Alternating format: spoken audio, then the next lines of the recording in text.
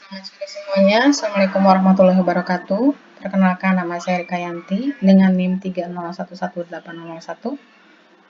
Saya dari Prodi Matematika, Sekolah Pascasarjana Institut Teknologi Bandung, akan memenuhi salah satu tugas dari teori graf, yaitu tentang membahas subtopik dari buku Distel, khususnya bab 4 pada bagian proposisi 4.4.1 dan lemma 4.4.2. Pada awalnya kita memerlukan definisi dari penempelan planar atau penempelan bidang dari suatu graf G.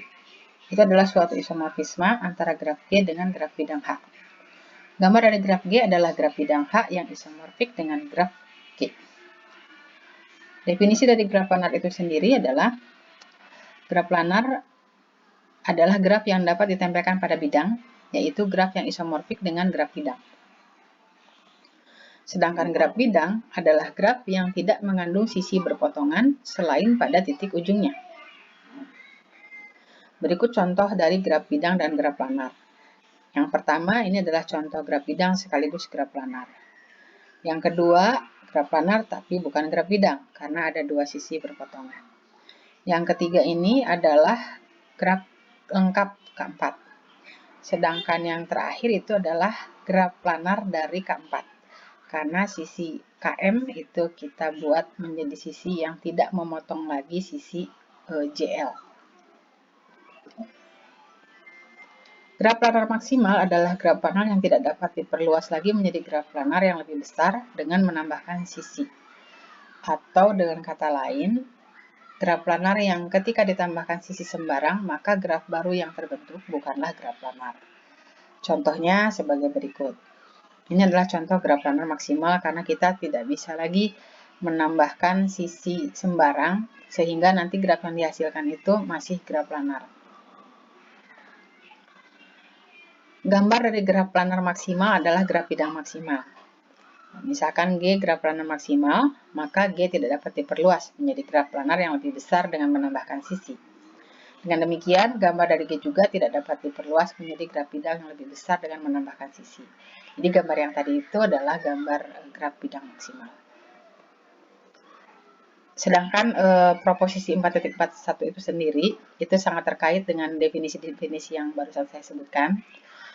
Bunyi dari proposisi 4.4.1 bagian pertama, yaitu setiap graf bidang maksimal adalah graf planar maksimal. Bagian kedua adalah suatu graf planar dengan n lebih dari sama dengan 3 titik adalah graf planar maksimal jika dan hanya jika graf tersebut memiliki 3n-6 sisi. Untuk poin 1, kita perhatikan berdasarkan banyaknya titik di G. Pertama adalah untuk graf G yang banyaknya titik itu setidaknya 2. Jelas bahwa jika G graf bidang maksimal, maka G graf planar maksimal.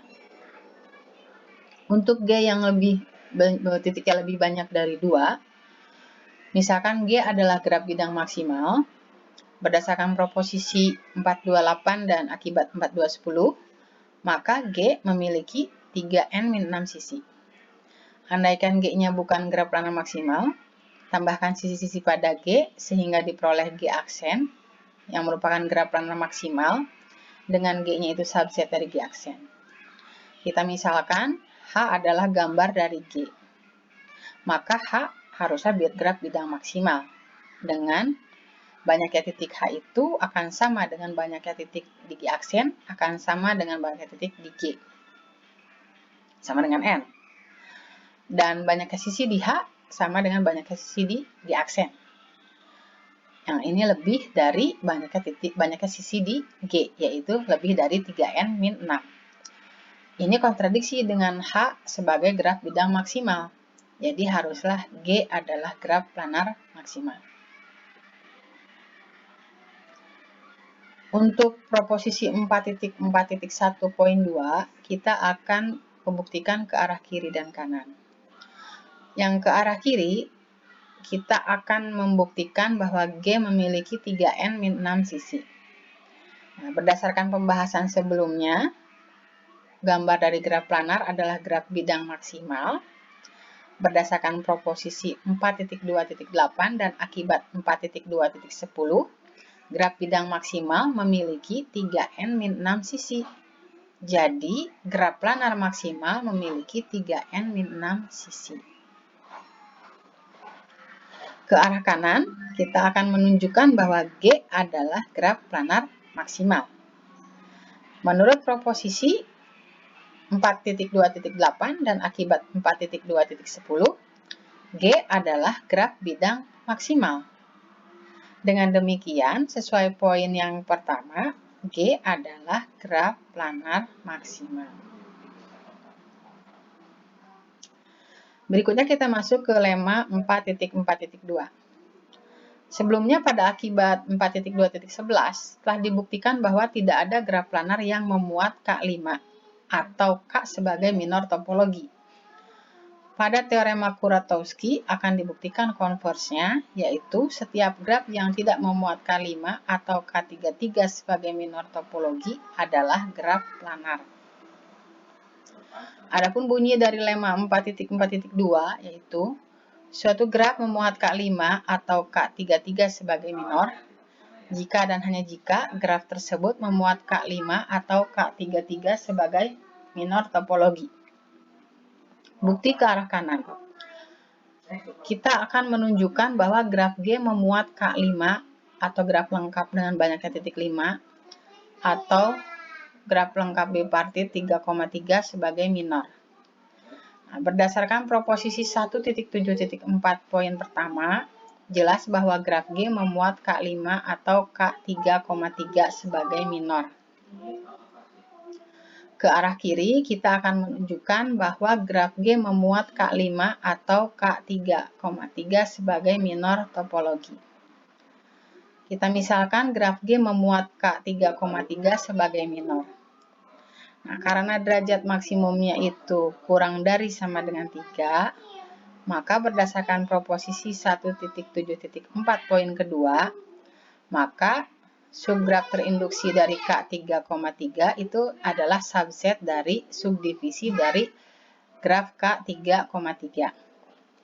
Nah, karena subdivisi dari graf K3,3 itu subset dari G, berakibat pada subgraf terinduksi dari K3,3 itu adalah subset dari G. Jadi G pasti memuat K3,3 sebagai minor topologi. Selanjutnya kita misalkan graf G memuat K5 sebagai minor. Misalkan K adalah subdivisi dari K5 minimal yang termuat di G. Jadi K adalah subdivisi dari K5 minimal yang termuat di G. Perhatikan bahwa setiap himpunan dahan dari K menginduksi suatu pohon di K. Dengan kata lain, setiap subgraf Gx di K tidak memuat lingkaran. Nah, karena andaikan Gx memuat lingkaran C, ambil sebarang sisi E di C. Maka Gx dikurangi E terhubung dan K dikurangi E adalah subdivisi dari K5 yang termuat di G. Kontradiksi dengan K minimal. Ini adalah kalau Gx ini kita kurangi dengan E, maka dia akan menjadi graf terhubung. Dan K dikurangi E adalah subdivisi dari K5. Ini graf IK5 dari suatu Gx yang memuat lingkaran. Perhatikan pula bahwa antara dua himpunan dahan di K mempunyai tepat satu sisi. Karena jika terdapat lebih dari satu sisi, misalkan E dan E aksen, maka K dikurangi E adalah IK5 yang termuat di G. Kontradiksi dengan K minimal. Ini adalah graf IK5 dengan dua sisi di antara dua himpunan dahan dan graf K sebagai IK5. Ini graf K-nya. Jika diambil pohon di K yang diinduksi oleh Vx dan ditambahkan dengan 4 sisi yang mengaitkan Vx ke himpunan dahan lain, maka diperoleh suatu pohon kita sebut sebagai Tx. Nah, berdasarkan keminimalan K, Tx memiliki tepat 4 buah daun, yaitu 4 tetangga Vx di himpunan dahan yang lain. Ini adalah pohon Tx di K. Ini pohon Tx, ini pohon Tx, ini pohon Tx di K. Selanjutnya ada beberapa kemungkinan pohon TX yang terbentuk pada masing-masing VX sesuai gambar yang tadi. Pertama, jika keempat sisi yang mengaitkan VX ke himpunan dahan lain terkait pada satu titik yang sama, maka TX itu sama dengan graf terinduksi dari K1,4. Ini contohnya. Jika keempat sisi yang mengaitkan VX ke himpunan dahan lain terkait pada dua titik, maka TX sama dengan subgraf terinduksi dari K1,4. Atau TX memuat dua titik yang berderajat 3. Dua titik berderajat 3. Selanjutnya, jika keempat sisi yang mengaitkan VX ke himpunan dahan lain terkait pada 3 titik, maka TX sama dengan TK1,4 atau subdivisi dari K1,4 dan TX memuat dua titik berderajat 3. Ini. Selanjutnya, jika keempat sisi yang mengaitkan VX ke himpunan dahan lain terkait pada 4 titik, maka TX sama dengan TK1,4 atau T memuat dua titik yang berderajat 3. Nah, dari setiap kemungkinan diperoleh bahwa TX sama dengan TK1,4 atau T memuat dua titik yang berderajat 3. Jika untuk setiap himpunan dahan TX sama dengan TK1,4, maka menggabungkan 5 buah TK1,4 diperoleh K sama dengan TK5 atau subgraf terinduksi dari K5. Jadi G memuat K5 sebagai minor topologi. Ini K sama dengan TK5 di K. Ini TX-nya TK1,4 atau subdivisi dari subgraf terinduksi dari K1,4. Jika terdapat himpunan dahan VX dengan TX yang tidak sama dengan TK1,4 atau graf terinduksi dari K1,4, maka TX memuat dua buah titik berderajat 3. Mengontraksi setiap himpunan dahan yang lain menjadi satu titik akan menghasilkan 6 titik yang memuat K3,3. Ini contoh gambar dari graf K selain GX, graf K3,3 sebagai minor K. Karena K33 diperoleh dari K dengan kontraksi sisi, maka sesuai akibat 17.3, K3,3 sebagai minor, jadi G memuat K3,3 adalah minor dari K subset dari G. Jadi G memuat K5 sebagai minor topologi, atau memuat K33 sebagai minor. Nah, berdasarkan proposisi 1.7.4.2, TK 3,3 atau graf terinduksi dari K3,3, itu adalah subset dari subdivisi graf K3,3. Jadi terbukti bahwa G memuat K5 atau K3,3 sebagai minor topologi. Sekian dari saya, terima kasih, mohon maaf tidak banyak kekurangannya. Selamat sore, Assalamualaikum warahmatullahi wabarakatuh.